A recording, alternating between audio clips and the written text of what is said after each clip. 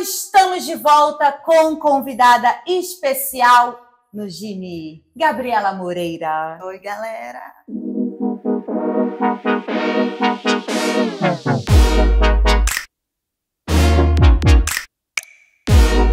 A Gabi, ela é atriz, ela é cozinheira, porque ela posta um monte de coisa de comida, e é estudante número 1 de italiano, porque eu vejo lá ela na labuta para aprender italiano, eu só sei falar italiano, de novela Terra Nostra.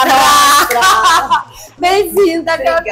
Obrigada pelo convite. Eu amei você aqui. A gente se conhece há muito tempo, né? A gente trabalha com o mesmo empresário, a gente se frequenta, né? Isso. No rolê. A gente se conhece desde os testes de modelar ainda, publicidade. Bota aí, ó. Muito tempo mesmo. Muito tempo mesmo. Agora me conta, Gabi, como que começou a sua carreira de atriz? Então, na verdade, eu acho que tudo começou porque eu comecei nos palcos por causa da dança, né? Então, assim, eu comecei a fazer balé aos 3 anos, porque eu sou filha da Valéria Moreira, que tem uma escola que vai fazer 50 anos ano que vem, inclusive lá da Zona Norte. Legal. É uma pioneira, assim, da Zona. E eu acho que esse flerte com a arte começa daí. E aí eu comecei a me interessar por câmera, por vídeo, por foto. E meu pai também trabalhava com isso, trabalhava com edição na época. E aí eu entrei no mercado publicitário. Primeiro como modelo, para depois virar atriz. Sim, foi assim. Sim. Então a gente começou a ter muito teste com fala. Né? Eu adorava, era aí que a gente brilhava. Exatamente, e era uma outra época, obviamente. E aí começou uma busca pelo estudo em relação àquilo tudo, né? Que era aquele movimento. E aí foi quando, assim, caiu uma ficha, assim. E foi quando eu fui fazer minha primeira novela. E eu falei assim, é isso que eu quero fazer pro resto da minha vida. E a dança ainda tá na sua vida hoje? Eu acho que não tem como sair, assim. Eu acho que tá no meu sangue. É claro que eu não virei uma bailarina profissional, né? Eu sou formada no balé clássico, também já fiz jazz, já fiz dança espanhola. Já tentei o sapateado, mas não deu jeito. Não fui boa. Sapateado requer muita coordenação motora, gente. Falei, então tá bom, o que eu faço já tá bom. Não tem como sair. Acho que muito por conta disso também. Acho que tá no sangue da família, né? Essa escola, ela existe. A gente daqui a pouco vai ter um espetáculo de final de ano. E eu voltei a fazer balé. Inclusive, agora, porque eu fiquei 2 anos parada. Mas é isso, não sou uma bailarina profissional, mas é uma coisa que eu amo fazer e que me faz bem. E você já usou isso pra algum personagem? Já teve essa possibilidade de juntar essas duas paixões em cena? Já.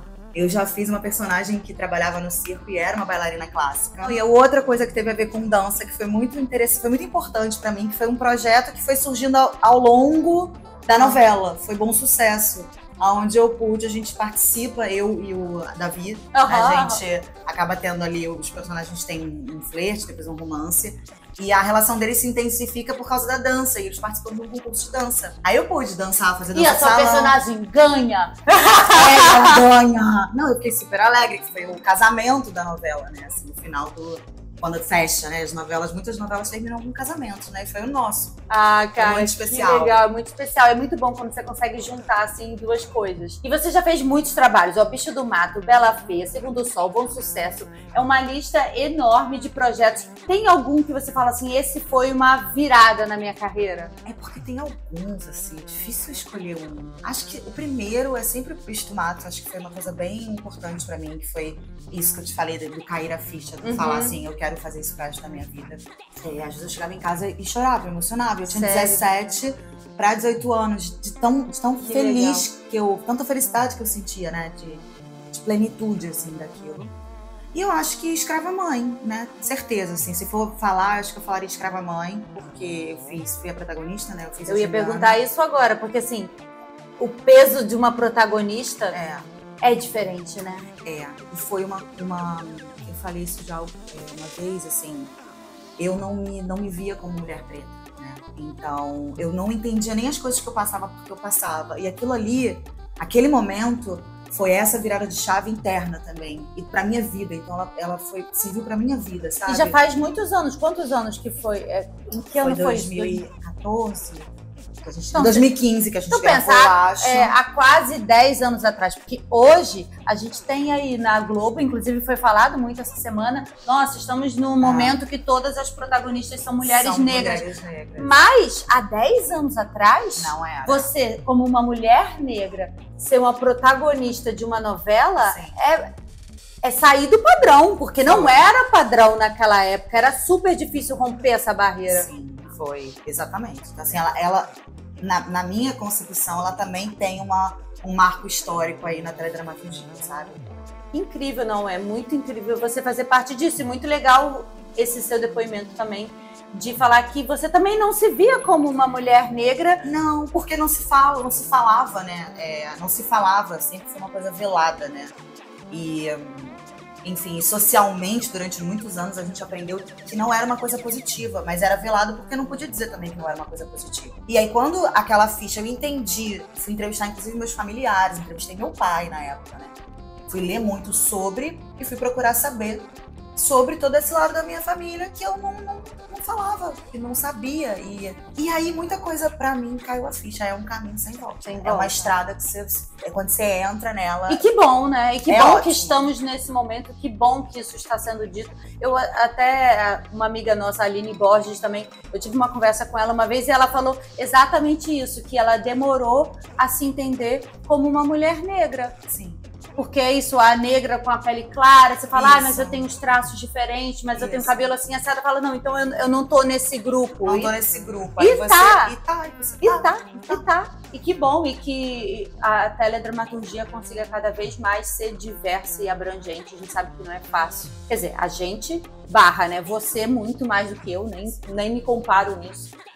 Mas que bom que estamos vivendo esse momento de 3 protagonistas negras. Sim. E que isso não seja barreira para ninguém mais. E que não seja só um momento, né? Que isso, de alguma forma, assim, perpetue, né? Exato, totalmente. E como é que foi fazer a Diana de Olhar Indiscreto? Porque eu que te conheço, sei que você é uma mulher expansiva, sorridente, animada, e a personagem era completamente diferente de você. Completamente diferente. Ela era completamente diferente de mim, assim. Foi interessante, porque aquilo que a gente conversa também, que como a construção de um personagem, ele é uma junção de pessoas, né? Não é só você construir um personagem através de um texto que alguém já escreveu, que já é um grande passo. Você tem também a direção, mas você tem aquelas pessoas que, na minha concepção, eu sou apaixonada, que é figurinista, visagista, né? Sim. Maquiador. Ajuda muito a compor o personagem. Muito a compor o personagem. Então, por exemplo, o figurino dela, ela era toda PB, né? Ela era toda PB. Ela era chiquérrima. Chiquérrima, com aquele cabelo alinhado. Isso, e que até trazia essa personalidade dela de que não podia dar um fio fora do lugar, né? Que aí você já via que dali não tinha aquele fundo ali, era muito mais profundo do que a gente via, né? Que a gente assistia. E a melancolia, né? Porque apesar de ser uma mulher que, no caso, tinha tudo, riquíssima, era profundamente infeliz. Sim. E no fim das contas, eu não sei se vocês assistiram, mas é uma louca, né? Uma psicopata, na verdade. Aí é pra quem assistiu até o final. Tem que assistir se você não assistiu. Tá lá no catálogo, vai lá ver se você não assistiu ainda. Eu falei muito também no começo sobre o italiano, porque essa moça, ela faz aulas de italiano, namora ainda o italiano, né? Pois então, eu quero saber como está esse italiano, o namorado e a língua. O namorado e a língua. Bom, o namoro tá aí, tá em péssimo, né? Fizemos 7 anos esse ano. 7? Sim. Já tem isso tudo? Tem isso tudo. Meu Deus. E ele ainda mora lá, vocês estão há 7 anos. A gente tá 7 anos indo e vindo. Teve uma época que eu fiquei mais lá e uma outra época ele ficou mais aqui, mas nesse momento a gente tá lá. Chocada, contratem Gabi, porque haja orçamento pra bancar um namoro na Itália. Me contratem. Por favor, gente, vocês, né, pelo amor de Deus, vamos ajudar o romance. Vamos ajudar o casal, por favor, desligue para. E você já falava italiano ou começou por causa dele? Não, começou por causa dele, assim, na verdade, eu até fiz um Reels sobre isso, porque, na verdade, como tem muito tempo essa relação, as pessoas acreditam que eu falo somente por causa dele, né? Mas começa por causa dele a história, porque a gente falava só inglês, né? Eu falava inglês com ele, ele mandava às vezes um espanhol, ele também não sabia falar português. E essas idas e vindas acabou que eu lá me sentia muito aquém, assim. Eu sou uma pessoa que gosta muito de falar, sabe, gente? Apesar de ser tímida. Não parece tímida. Não sei, essa timidez eu não vi ainda. Eu gosto de expressar a minha própria opinião, como muitas pessoas, Sim. certo? E algumas vezes lá no início eu sentia que faltava essa minha parte, que é a minha personalidade, e que no fim das contas é ser eu. Eu adoro estudar línguas. Eu adoro, assim, eu poderia estudar uma atrás da outra. E eu acho que faz muita diferença você ir num lugar e conseguir falar com todas as pessoas. Porque se com inglês, você vai falar ali com um ou outro que consegue falar inglês. Agora, você parar uma senhorinha na rua e falar um italiano, mesmo que meio cagado, do jeito que conseguir. Do jeito que der. Mas eu acho que se comunicar na língua local é muito mais simpático, é muito mais receptivo, é maneiro demais. Eu concordo, é como quando as pessoas vêm pro Brasil e você encontra uma pessoa que tenta falar português. Eu acho incrível, eu acho legal, você tá naquele lugar. Eu acho. Se esforce pra isso, sabe? Faça pelo menos um esforço, tente. É Duolingo, cara. Duolingo! Quem nunca ficou viciado em Duolingo? Se você não sabe o que é, dê um Google agora. Aí, gente, como a vida é assim, uma coisa leva a outra, aí você aprendeu italiano, arrumou um namorado italiano e foi parar no cinema italiano. Como é que foi fazer um filme na Itália? Menina, gente, vocês não estão entendendo. Quero muito saber. Eu preciso contar essa parte. Porque assim, eu, na verdade, quase não aceitei fazer. Por quê? Porque eu falei que eu não sabia falar italiano. Vou dar na tua cara. Você vê como a gente se boicota, muito, né? Aí na Síndrome época... da impostora. A pessoa exatamente, fala aí não sei italiano. falar. Não. Aí na época eu tava na terapia e aí a gente numa conversa, eu ainda não tinha viajado e falei assim, eu não sei se eu vou aceitar. Aí ela falou, por quê? Aí eu falei, porque eu não falo italiano. Ela falou, você não fala italiano? Você não fala? Ela falou, engraçado, sabe como é que você começou essa consulta? Então, de 3 anos pra cá eu estudo italiano todos os dias. Aí ela falou, como é que você não fala italiano? Olha, dá até arrepio. Dá vontade de chorar, juro, me emociona. Porque eu falei assim, como a gente se boicota. Tem 3 anos que eu ouço podcast quase todo dia, leio o livro. O que eu vou dizer que eu não falo italiano? Claro que eu falo italiano, eu vou.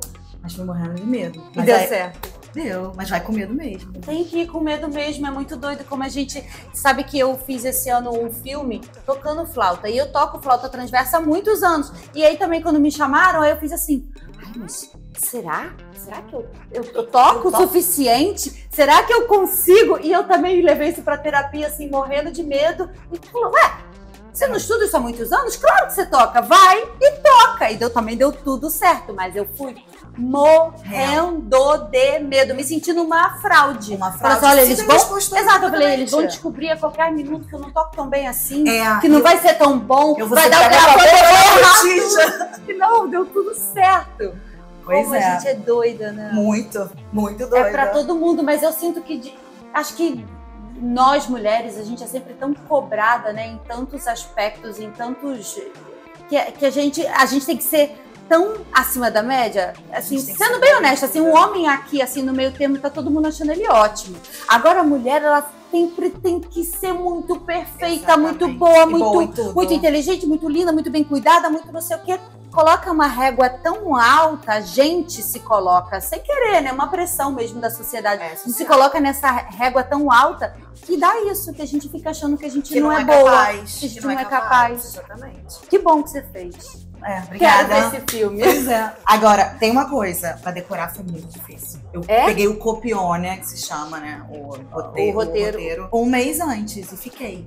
Porque eu falei assim, decorar em outra língua é difícil.